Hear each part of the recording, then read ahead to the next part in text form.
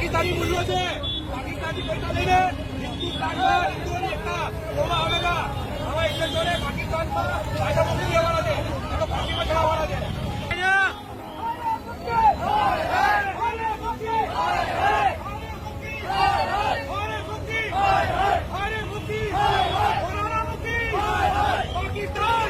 नाज़रीन अस्सलामु अलैकुम वरहमतुल्लाहि तआला वबरकातुहू। उम्मीद करता हूँ आप तमाम हज़रात खैर आफियत से होंगे। रब की बारगाह में दुआ है मौला ताला हम तमाम हज़रात को खुश रखे, आबाद रखे, ज़मीन आसमानी तमाम आफ़ात व बलायत से महफूज फरमाए और परवरदिगार इस हिंदुस्तान में अमन व अमान अता फरमाए, इस हिंदुस्तान में भाईचारा कायम फरमाए। ये सब कुछ देखकर दिल से एक सर्द आह निकलती है कि एक दो जख्म नहीं सारा बदन है छलनी, एक दो जख्म नहीं सारा बदन है छलनी, दर्द बेचारा परेशान है कहाँ से उठे, दर्द बेचारा परेशान है कहाँ से उठे। बहुत हो चुका नाज़रीन, आपने देखा, आप देख रहे हैं क्या हो रहा है। एक तरफ मुफ्ती सलमान अज़हरी साहब कानून के शिकंजे में हैं, परेशानियों के मरहले से गुज़र रहे हैं, तो दूसरी तरफ ये कुछ नफ़रती लोग, इनको मैं नफ़रती ही कहूँगा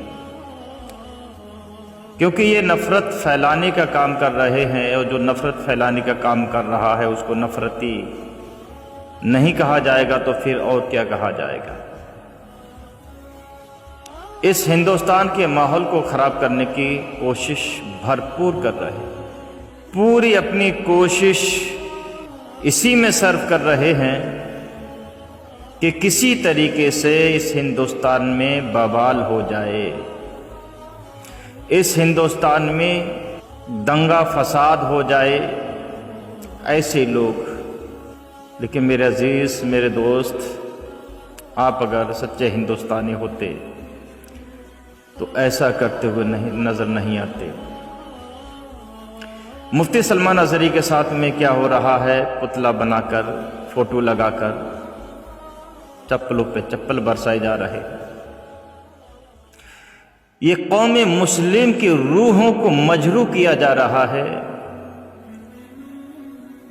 कौम मुस्लिम को ठेस पहुंचाई जा रही है। इन पे कार्रवाई नहीं होना है क्या? इन पे भी कार्रवाई होना चाहिए, क्योंकि एक तो ये नफरत फैलाने का काम कर रहे हैं, दूसरी एक समुदाय को ठेस पहुंचा रहे हैं, उनके दिल को तकलीफ पहुंचा रहे हैं, क्योंकि वो हमारे कौम का एक रहबर है, हमारे कौम का एक कायद है, हमारे कौम का एक मर्द मुजाहिद है। उस इंसान के साथ में ऐसा सलूक ये बर्दाश्त से बाहर होता जा रहा है। सब्र का इम्तिहान इतना भी सख्त ना लिया जाए कि पैमाना लबरेज हो जाए और हमसे पूछा जाता है कि हम हिंदुस्तानी होने का प्रूफ दें, जबकि तारीख गवाह है, आज भी तारीख मौजूद है। और तारीख उठाकर देख लीजिए, जब हिंदुस्तान से अंग्रेजों को जब भगाया था तो कुर्बानियां किसने दी थी? सबसे ज्यादा अगर कुर्बानी देने वाले अगर कोई कौम है तो वो मुसलमान है, और मुसलमानों में भी जो सबसे ज्यादा कुर्बानियां दी गई थी वो उलमा इकराम की दी गई थी।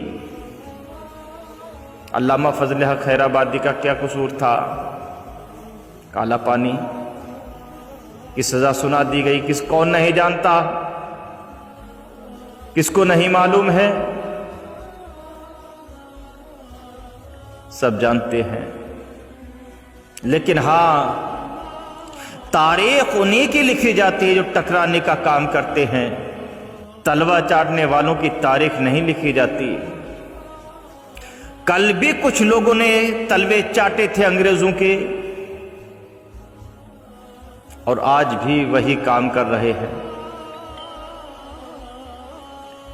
इसलिए लगाम देने की जरूरत है। ऐसे लोगों को आवारा ना रखा जाए।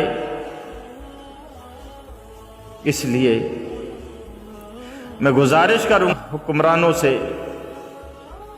कि हिंदुस्तान है ये, हिंदुस्तान उस देश का नाम है जिस देश की मिसाल दुनिया में दी जाती है। गंगा जमनी तहजीब की मिसाल पूरी दुनिया में पेश की जाती है। ये वो हिंदुस्तान है जिसमें अमन व अमान कायम था। इसलिए अमन व अमान कायम कीजिए। हमारी मस्जिदों को तोड़ा जा रहा है, बर्दाश्त कर रहे हैं। उलमाए किराम को जलील किया जा रहा है, बर्दाश्त कर रहे हैं। मदारिसों पर बिल्डोजर चल रहे हैं, बर्दाश्त कर रहे हैं। लेकिन बर्दाश्त की भी हद होती है। इसलिए ऐसे लोगों पर भी कार्रवाई होना चाहिए। मुफ्ती सलमान अजहरी का कसूर क्या था? यही ना कि मुफ्ती सलमान अजहरी साहब ने एक शेर बोल दिया था